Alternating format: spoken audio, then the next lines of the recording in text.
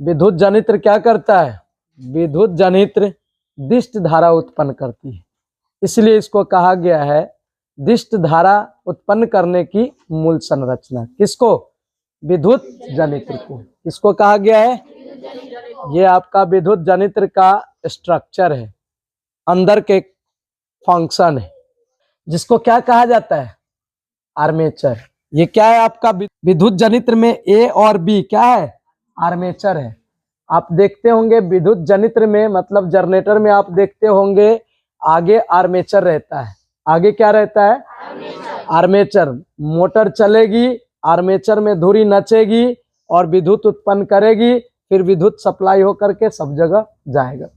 ये देखिए ध्यान से, अंदर में क्या है? चुंबक है। अंदर में क्या है? चुंबक है। अब इसमें आर्मेचर को नचाया जा रहा है।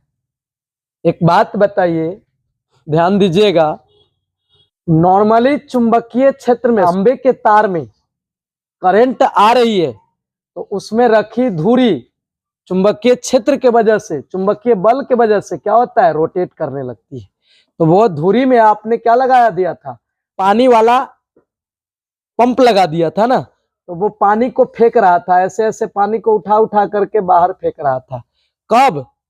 जब हम इसके अंदर वायर में क्या था? विद्युत धारा प्रवाहित हो रही थी, तो अंदर से चुंबकीय बल लगा, चुंबकीय क्षेत्र उत्पन्न हुआ और चुंबकीय बल लगा, जिसके कारण धुरी को नचा रहा था।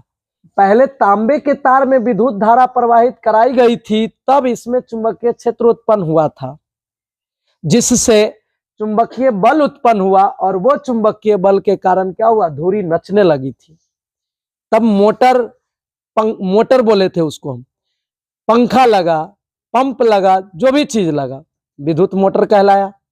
लेकिन विद्युत जनित्र ये क्या है? हमारा विद्युत जनित्र है।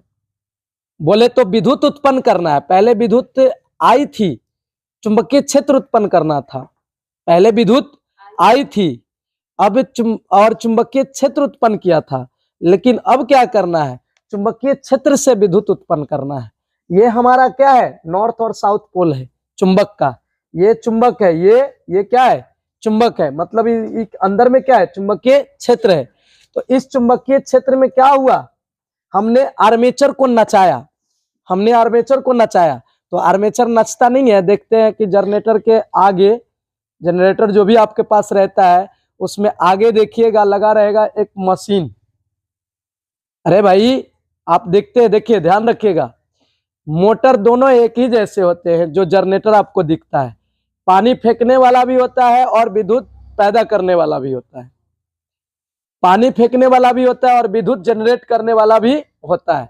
तो अगर सीधे सीधे हम मोटर को चलाते हैं और पंप लगा देते हैं, तो पानी जहां रहेगा वहां से उठा उठा के फेंकेगा।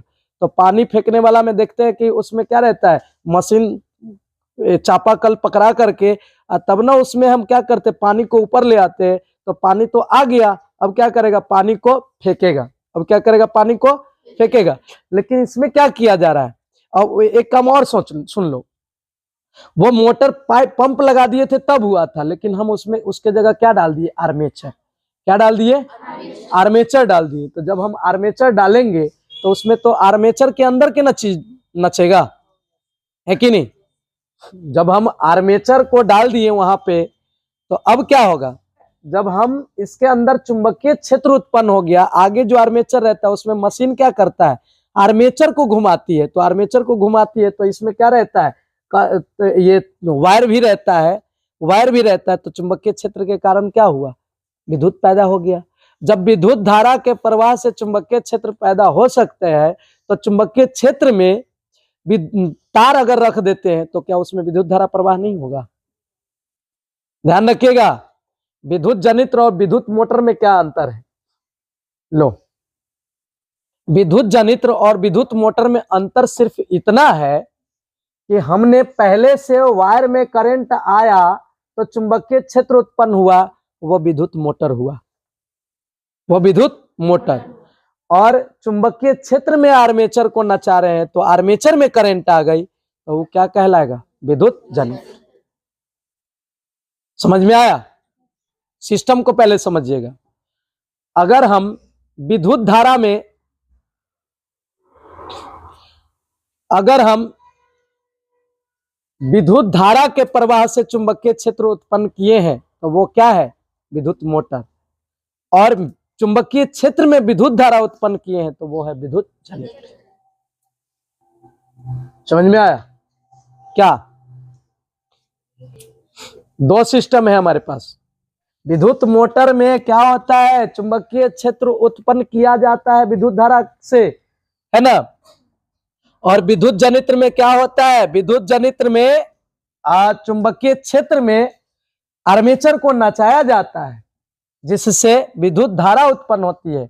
और वही विद्युत धारा हम क्या करते हैं? विद्युत उपकरणों के लिए भेजते हैं, वहां पे स्विच देते हैं, वो चलना शुरू होता है। समझ में आया? एक बार फिर आपने क्या पढ़ा? विद्युत जनित्र और विद्युत मोटर। आप जो पढ़ रहे हैं विद्युत जनित्र और विद्युत मोटर, मेनली विद्युत मोटर और विद्युत जनित्र में अंतर क्या है उसको देखिए।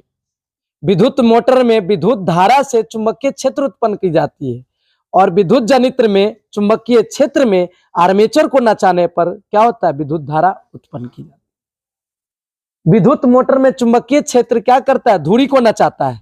और इसमें क्या किया गया? विद्युत जनित्र में, विद्युत जनित्र में धुरी को नचा करके विद्युत धारा उत्पन्न किया गया है। आया समझ में?